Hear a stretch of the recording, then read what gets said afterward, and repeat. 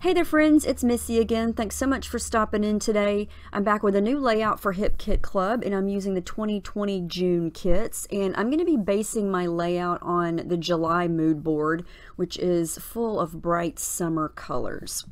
So when I first started this layout, I thought that I might want to try to add in some of these black flowers on this stamp market paper, and so I just kind of started fussy cutting those out. And I wind up not even using them, so I'm going to wind up putting those aside. But I thought I might incorporate them at this point, so that's where I started. And I also am going to cut out some of those circles on that other stamp market paper and use those. And the circles actually help kind of start the design for my page.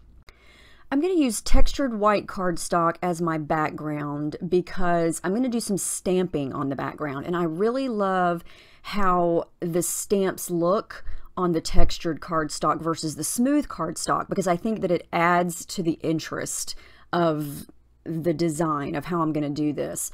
So this is clear gesso. I'm going to coat the whole thing because I wasn't sure how much I was going to add to it, and I actually used way too much gesso, so I'm going to scrape up the excess and put it back in the container. Here are the pictures I'm going to use, some cute little selfies of me and my youngest daughter, and I printed them in black and white because I think I had on a blue shirt and she had on her leopard print jacket, and the colors just were all over the place. And so I figured with all the colors I'm going to use on this layout that black and white would work perfectly. Okay, so before I start, oh, there's Paige. She's saying hi and giving me kisses. I thought that I would just start with some elements from papers that I thought I might want to use. So I fussy cut out this little piece here that says "Love These Days," and I thought that I might use it at the bottom because it's got a rainbow variety of colors. And here's where I try to use some of the black flowers, but since I use black and white photos, and there's actually quite a lot of black in the photos, the black flowers, I felt it was just too much. It just kind of darkened everything, so I kind of scrapped that idea, I think, at this point. Okay, so what I'm going to do for my background, I just decided to go for it. So I pulled out one of the 3 exclusive stamp sets that we get. This is the small one, and this circle stamp says "This is Life."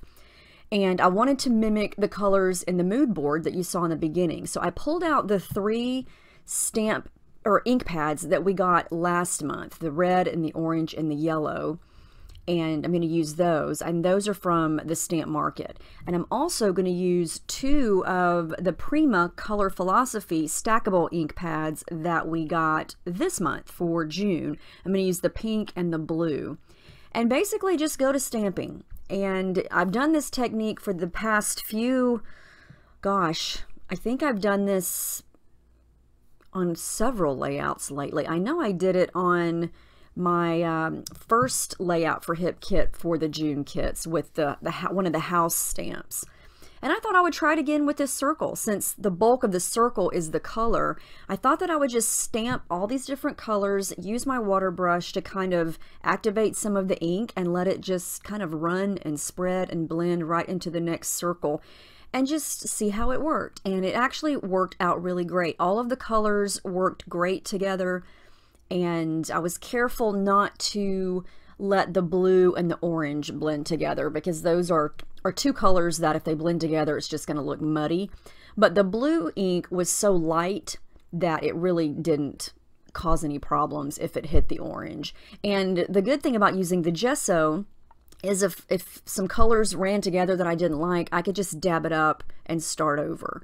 And everything's not just soaking right through the paper. That's what the gesso does. And you can see how as soon as water hits these inks, they easily start to liquefy, for lack of a better word, and start to run and blend together. And the gesso is what allows that. If you were to stamp these directly onto the cardstock with no gesso, then it's just going to be that stamp. And if you try to add water to it, it's probably just going to rip and tear the paper, and you're not going to get that nice spreading and bleeding of the color.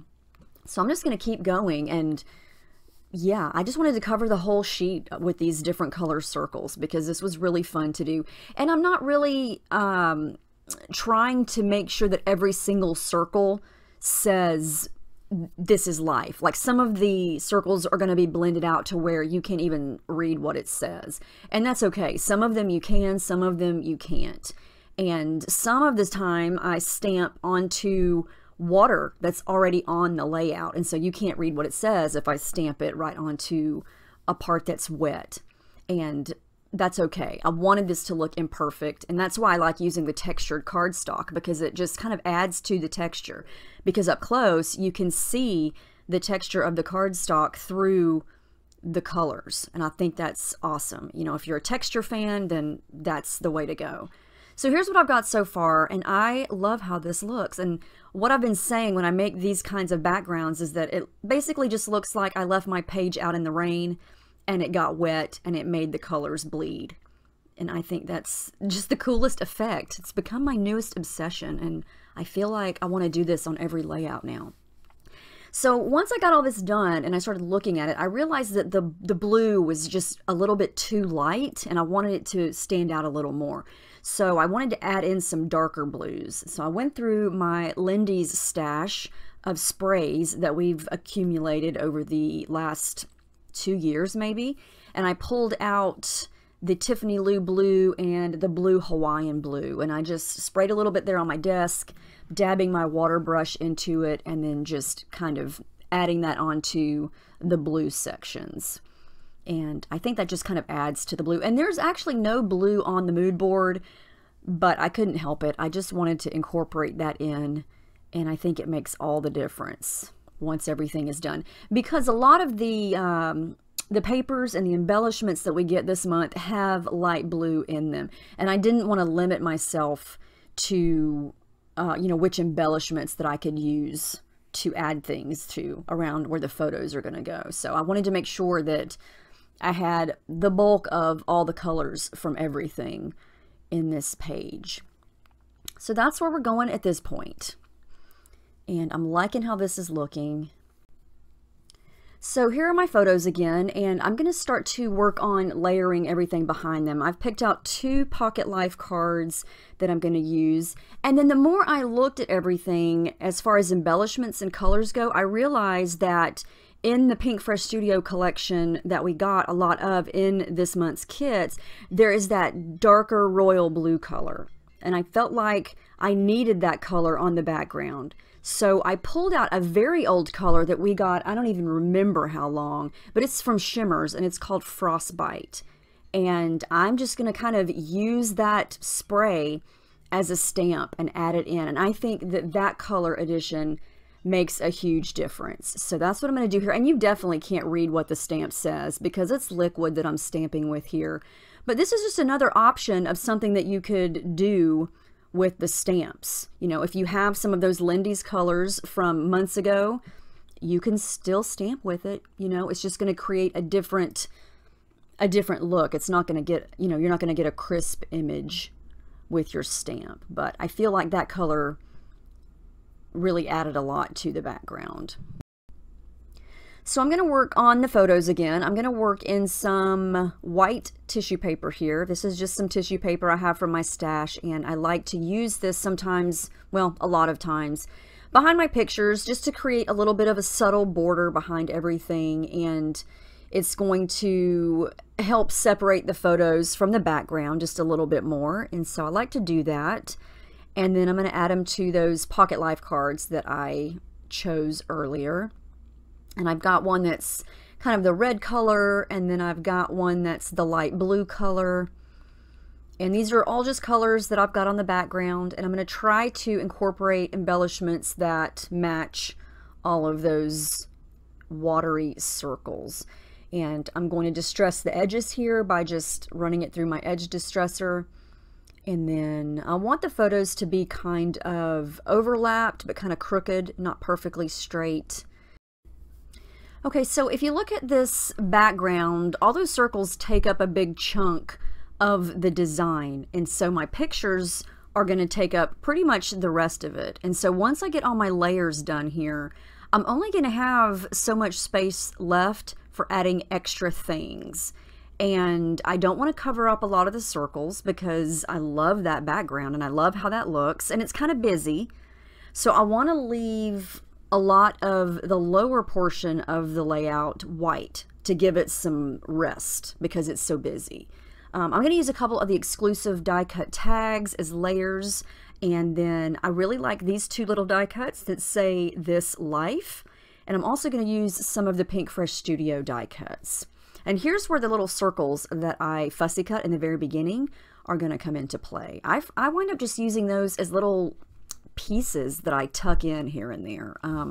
When I cut those, I wasn't even sure what I was going to do with them. But now that I've got all the circles up at the top, I wanted to incorporate the idea of the circles down at the bottom. So that's where those are going to come in. And there's a whole set of Pink Fresh Studio chipboard circle stickers. I'm going to use 1 or 2 of those and just sort of start tucking things in nice and close around and underneath the photos, because that's really the only spots that I have left to embellish.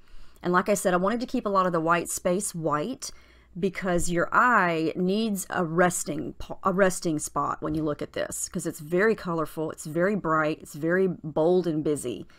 And yeah, you just need some space to rest, if that makes sense. Makes sense to me. And so yeah, I'm going to start to glue down some of these circles and kind of get those in place and continue to distress the edges of everything and get things attached. And I'm trying to make sure that I have, you know, all those colors in the top echoed in the bottom, the light blue, the dark blue, so on and so on. And just make sure all those colors are scattered around, because all of the circles up top are scattered around as far as the color separation goes. So I like to finish off my tags with cord or little bows or something to go through the holes at the end of the tag. So I pulled out some cord from my stash, and that's what I'm going to do there. And they look finished to me now. And then I'm going to keep on embellishing and working with some of the hearts, some more of the circles, and of course some thread. I've got, let's see, I've got pink, I've got the yellow, the dark blue. I think I have all the colors of the thread here, and I'm going to add in a couple of those in random places. And I'm just trying to put colors that, like I don't have any pink on the left lower side, so that's why I used pink thread right there. And I'm just trying to, like I said, separate all the colors around so they're evenly scattered across the page. And I'm liking how this is looking, so I'm going to keep working on the bottom area. I'm going to bring in some of the light blue colored thread. Since I've got pink on the left, I'm going to add the light blue over to the right because I don't have any light blue in that area. Again, just trying to scatter the colors evenly around the page. And I'm going to wind up moving the threads a little bit since nothing is really glued down. Here's the piece that I fussy cut earlier, and I wanted to put it at the bottom of the photos, but there are 2 extra colors. There's green and purple in those hearts, and I didn't want the green and purple to show. And I'm also going to use some of that bright yellow tissue paper that the kits came wrapped in. I don't know if you guys paid attention or saw that, but I did not throw that away because it is gorgeous. Last month we got the hot pink, and this month we got the yellow, and so I have got to use that on this page. And it's only a little bit, but I think it works, and I may use more of it next time because it's just so pretty. So now like I said, I'm going to kind of play with the threads and the placement because I wanted it to look a specific way. So I'm going to start to glue things down here, and I totally forgot to add adhesive foam behind my photos. Who am I? I do that on every single layout, and I just forgot. So my layouts are pretty flat here. Oh well, it happens. Things that I do on every layout sometimes just go out in one ear and out the other, and I totally forget to do it. But in the end, it doesn't really even matter because I have a lot of layers behind the photos, so it's fine. And I didn't really feel like I needed any extra dimension at this point because I feel like everything looks okay the way it is. And so I'm just going to go with it and start to glue and add everything down at the bottom again, get that all situated, and try to figure out if I wanted to continue on with my title or not. And I tried to add in some of those little multicolored alphas from Pink Fresh Studio, but I needed something small because I don't have a lot of space down there. So I just decided to try to add "is fun" So it would say, "This life is fun." But the more I looked at it, the more I didn't really like how it looked. It looked just kind of wonky and I don't know. And so I wind up removing that and trying something different. And I keep looking at it, and I like it. Let me use this little puffy sticker that says positive vibes. But the more I looked at it, the more I felt like I want to do something else. What else do I want? What does it need? What does it need? And the answer was stamping. I'm going to get brave and crazy and try to stamp directly onto this background. And it was kind of scary. So before I did it, I thought, let me stamp onto some scrap cardstock. And I'm going to use this one that says, "So happy we're together." And I thought, okay, just stamp it on this scrap cardstock, cut it out. And since it's going to be on this white area, just cut it out and use it as a die cut. That way it's not directly onto the background. But I didn't like where it was. So I'm going to wind up changing that. So this is a little teeny tiny stamp. So I added that, didn't feel too scary about that, but let's see if I can do this without messing up. What do you think? Can I do it?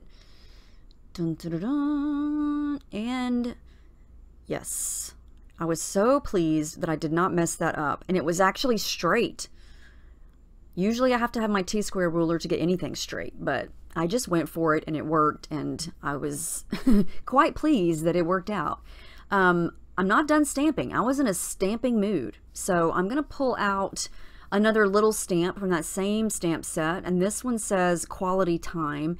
And it's going to fit perfectly on top of that little yellow circle. There's some open space above the line in that little yellow circle. And so I stamped that directly onto that. And then I'm going to get really bold. And I thought, okay, this is either going to make it or break it. This big, chunky, blocky memories word. I thought, do I really want to stamp that onto the circles or not? I finally just decided to go for it. And I'm using Stays On ink here, so we're going to just do it and hope for the best. So I push and I push and I push, press, press, and it works out. Now, it's not perfect.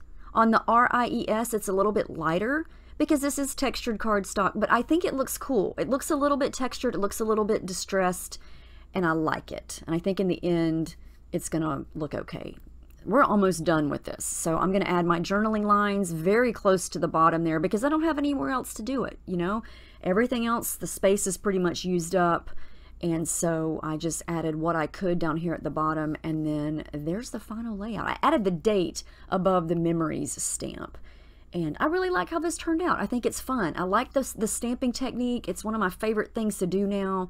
And here you can see how some of the circles you can read "This is Life," and some of them it ran together. But I think that looks cool. And you can see the texture from the cardstock underneath it, all the thread and the dimension of all the layers, the edge distressing, and the stamping turned out pretty cool, I think. Like I said, I don't expect it to look perfect on a textured cardstock. And so I like the fact that it doesn't look perfectly crisp. So anyway, I hope you guys enjoyed this. I hope you like this technique. I hope you'll give it a try with the stamps because it's really easy to do. It looks complicated, but it's not. If you can stamp and squirt water, you can do that, you know. It just takes patience because it is a little messy, but it's fun. And I hope you guys have a great week. Check out the mood board. I hope it inspires you. And I will see you in my next video. Thank you so much for watching.